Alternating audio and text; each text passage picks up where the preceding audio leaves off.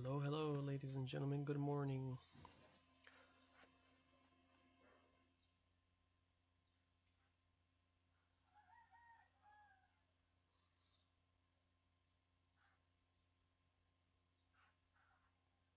Hey everybody, how's it going? Welcome back to Copper Jacket TV. Sorry again about the voice. I'm still feeling under the weather, but California just will not let me rest.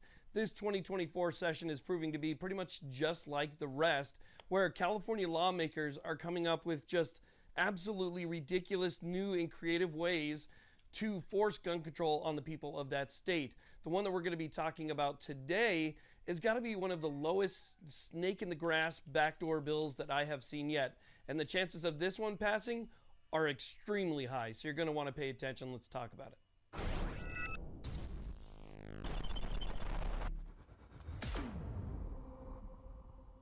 Now, before we get started, I want to talk about today's sponsor, which is Delete Me, an amazing service that allows you to get your online personal identifying. They've already information that you can find on your dash and jacket.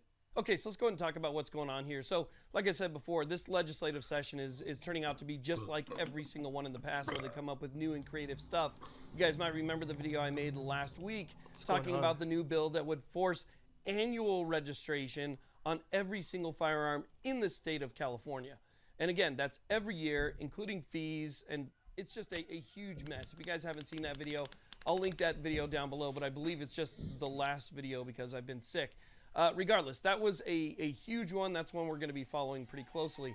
This one it kind of works on the same level, except it's a more backdoor and sneaky way of doing it, creating a registry and kind of really peering into your house. So this is a way for California to see now into your home. So there's a brand new bill, and this bill, which was introduced by Assemblymember Gibson, is AB 3067. Okay, so let's go and break this down a little bit before we dive into the bill, which will give us a little bit more detail. But essentially, what this bill does is the state of California will be forcing insurance companies to spy on you for them and to let them know what you own, where it is, how you have it stored, everything about it. So, what we have here is a bill that says to insurance companies, whether they provide basically property insurance, renter's insurance, or homeowner's insurance, to add several questions to your policy. And those questions all have to do with your firearms, what you own, how you store them, where you have them, what they are, all that stuff, right? Their value, everything.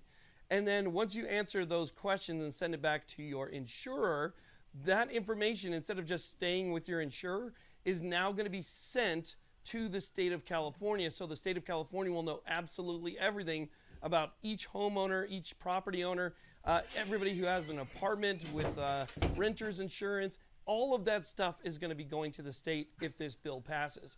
Now, you might think to yourself, I'm just not going to fill that information out. They don't need to know about any of that stuff, right? Well, there's a pretty good chance that if you don't fill that out, guess what's going to happen if something bad happens, right? Let's say that there's a fire, consumes everything. Then the investigator comes out later on, notices that you have a bunch of stuff that you didn't put down on there, right? Well, that could be a violation of your policy, and all of a sudden, they decide not to cover it. It's total loss. You still owe on it. They're not going to. History will be even more detailed because it'll say exactly how you have it and where you keep it and stuff like that, so they can hold you accountable later on. And like we've all said for decades now, registration does lead to confiscation. So there is no good purpose for this other than more information goes to the state of California. So let's just go ahead and read this from the Legislative Council Digest. This bill would require an insurer by January 1st, 2026, to include questions on an application for homeowners or renters insurance seeking specified information regarding the presence and storage of any firearms kept in the household, accessories, structures, or vehicles kept on the property, subject to any applicable insurance policy. This bill would require an insurer to annually report this information to the Department of Justice and the legislature beginning on January 1st, 2027, and would prohibit the inclusion of confidential identifying information on the report, which I highly doubt. These people are known to leak things to the public and to several other, research, education, study groups. And that doesn't even mean that they couldn't amend this bill one day later to include that. So it says, the people of the state of California do enact as follows. Section 12086 is added to the insurance code to read, A, in addition to existing regulations and applications for homeowners or renters insurance shall include questions regarding all of the following: whether there are firearms kept in the household, including any accessory structures, and if so, how many. 2, whether the firearm, if any, is stored in a locked container in the home, including any accessory structures, while not in use. So they want to know whether or not you're complying with California's law. That has nothing to do with insurance, but they still want that information. 3, the number of firearms kept in a vehicle located on the property, subject to the applicable insurance policy, and if any, whether they are stored securely in a locked container while not in use. B, an insurer shall update the contents of their applications for homeowners or renters insurance to include the questions regarding the presence, storage, and number of firearms by January 1st, 2026. An insurer shall annually report the information gathered from the questions regarding the presence, storage, and number to the Department of Justice and to the legislature beginning on January 1st, 2027. And by January 1st, 2026. We've already read. For the purposes of this section, locked container has the same meaning as in section 16.850. It's got to be a California approved container. Now, I'm sure you noticed in there that it says this is not supposed to provide any personal identifying information. Well, okay, let's just say for the sake of argument that actually doesn't happen. I don't believe it, but let's just say for the sake of argument that doesn't happen. They don't send any personal identifying information up there. But obviously they're going to send it up there with an address, right? You want to know what the property is. The property here at 000 whatever way has got this. They have this many units. There's this much stuff there, and they send it on up. Well, it doesn't take much to say on January 1st of 2027, so-and-so lived here on that day. Connecting the dots is as simple as a quick search, especially for the state, right? So matching names up with property insurance and stuff like that isn't hard at all. Not to mention California gives out stuff to research groups, colleges, universities. They've accidentally leaked them online a couple times. And so this is not something that I would trust the state with. But while they have one bill that's completely open and in your face that says, hey, look, we're going to require you to register them every single year, this bill takes an extra step into your home and says, where are they? Are they in your vehicle? Are they in your house? Are they in a locked container? How many locked containers do you have? I mean, this really takes that extra step into your private property, right?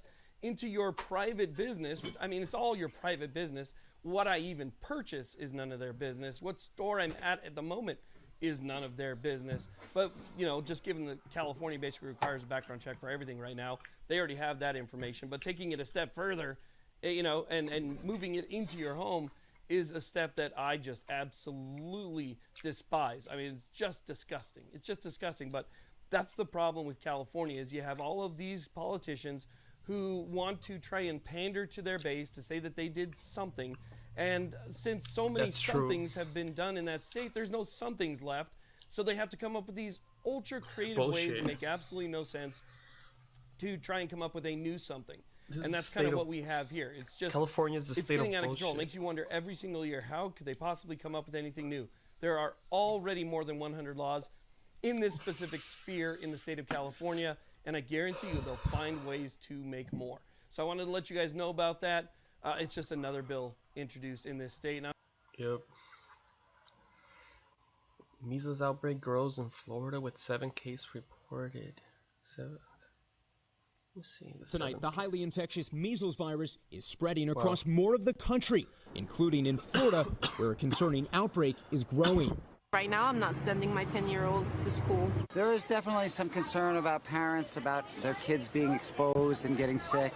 Officials in the Fort Lauderdale area are now reporting a 7th measles case within days, this time in a child under age 5. And unlike the others in Broward County, Florida, this new case is from outside Manatee Bay Elementary School, where the other 6 were confirmed. The virus can linger in the air for 2 hours, stay on surfaces. So this is something very easy to give and get, especially in a school environment. Florida is not the only state being hit by the virus, which can be deadly. On Friday, Michigan and Indiana both reported their first measles case in almost 5 years. Wow. And the latest CDC data shows more than 30 cases nationwide this year across more than a dozen states, with most cases related to international travel. That tally is already more than half of what was reported in the United States for all of 2023. Is there something about this year that is making people more vulnerable to the measles right now? Yeah, it's a combination of people not getting their vaccines on schedule during the pandemic and then just not necessarily getting to the doctor's office. According to the CDC, measles complications can affect children under age 5 especially hard. Symptoms can take 2 weeks to appear and may include high fever, cough, runny nose, red eyes, and a rash. Experts say the best thing you can do is get your children vaccinated to keep them healthy.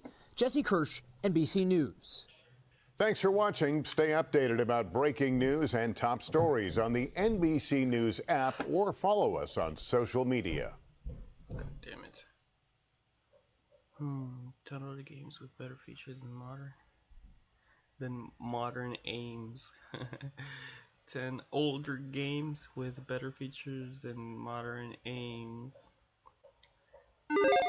Old games often got a lot of stuff right that for some reason people seem to have forgotten about. Hi folks, it's Falcon, and today on Game Ranks, 10 older games with better features than modern games. Starting off with number 10, it's Metal Gear Rising Blade Mode. So seriously, why has this not been copied by anyone? Alright, so it feels bizarre to say this, but this game is 11 years old this month, and no one has ripped off what is possibly one of the coolest, most satisfying mechanics in any action game ever. In most games, when you stun an enemy, you do get the opportunity to follow it up with some kind of takedown. Been there, done that. In Rising, when an enemy gets stunned, you get...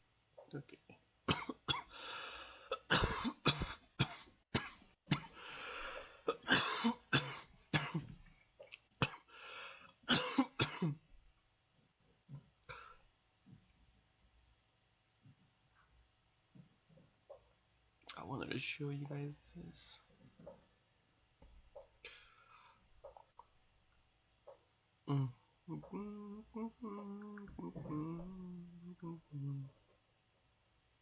The popular Del Amo Fashion Center always draws a large crowd, but it's also been the scene of constant chaos. Shoppers say they're fed up with wild brawls that have left them terrified. And now mall officials are announcing a new policy they say will put an end to the mayhem. Sarah Welch is live at the Del Amo Fashion Center in Torrance. She's got reaction to that. Sarah?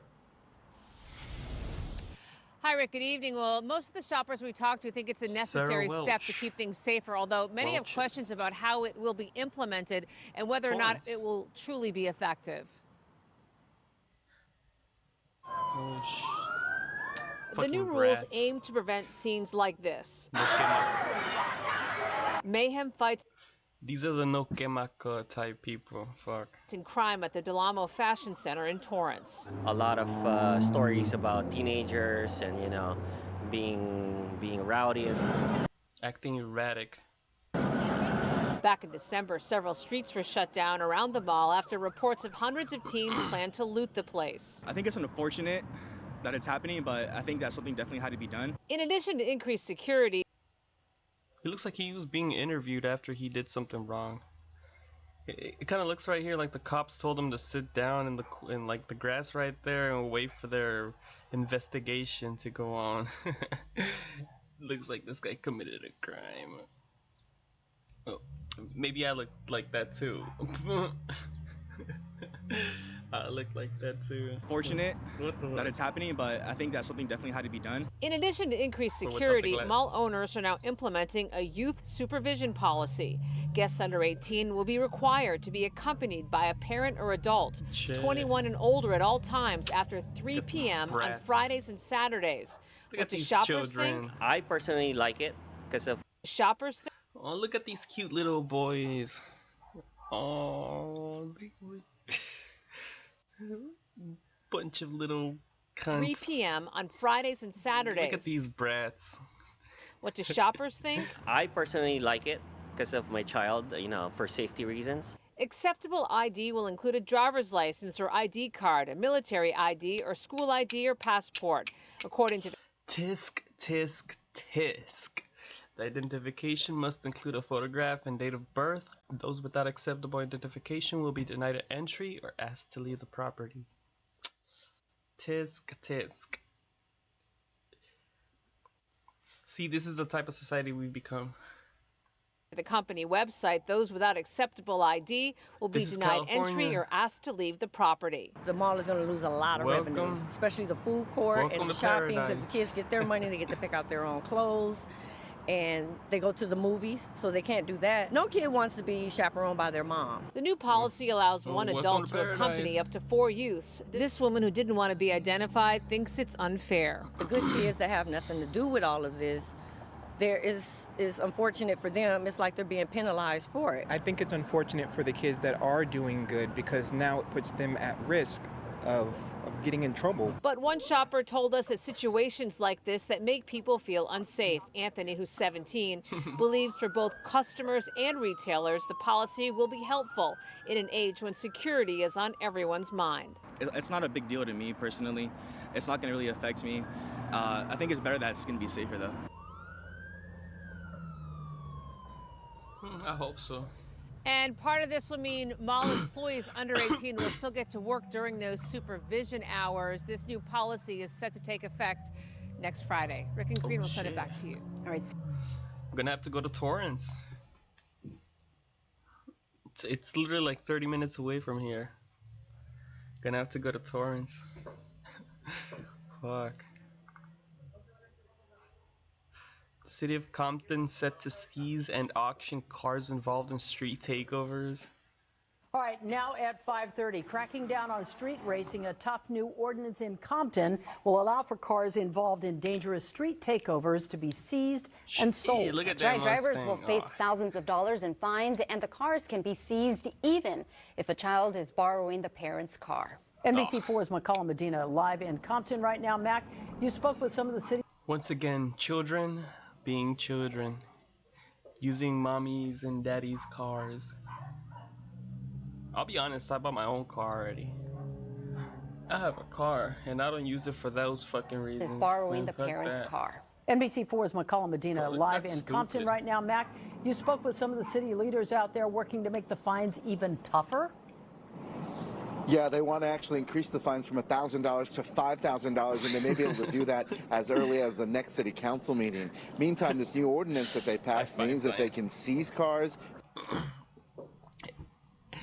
And then they talk about no excessive punishments, or is that what it's called?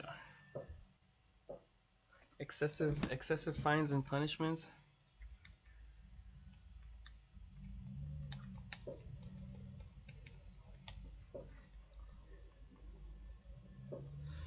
So, okay, the 8th Amendment says that excessive bail shall not be required, nor excessive fines imposed, nor cruel and unusual punishment inflicted. So, yeah, we live in a society that's supposed to worship this kind of ideology. The 8th Amendment, that, you know, it shouldn't be expensive, or it shouldn't really cost much for certain things that are committed, or crimes, whatever you want to call it. But a crime is a crime, so yeah, there should be punishment for it. I'm not saying that there should be no punishment.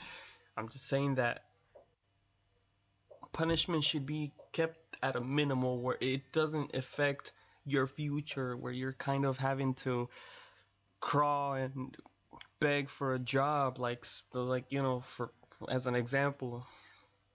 You don't want to be crawling for a job, you know? I mean, come on, you don't want to be sucking somebody's dick for a job. It's at that point when we have to do things that are out of the ordinary for a human being to do to obtain a certain, either a job or material object. Once we become accustomed to kind of like form or shape-shifting, that's kind of what happens whenever somebody commits crimes. They shape-shift. It's it's one moment, like with your family, with the people that you love, you're one person, and then somewhere else you just kind of like shapeshift. You become a whole different person. Yeah, that's the problem. What? I mean, I just don't know how to break it down, but it's pretty scary sometimes. You might tell yourself sometimes we all have a mask inside of us. Just don't let that mask kind of take over everything that you treasure, everything that you cherish. Because when that shit happens, well, fuck that. You know, I've been put in handcuffs before, but I've never been to jail. Oh. Hell no. Sell them off and use those proceeds to pay for the damages these street takeovers cost. Handcuffed, yeah, for being with the wrong people. That's my issue. But I'm 20. Okay, I'm in my 20s. In my mid-20s. But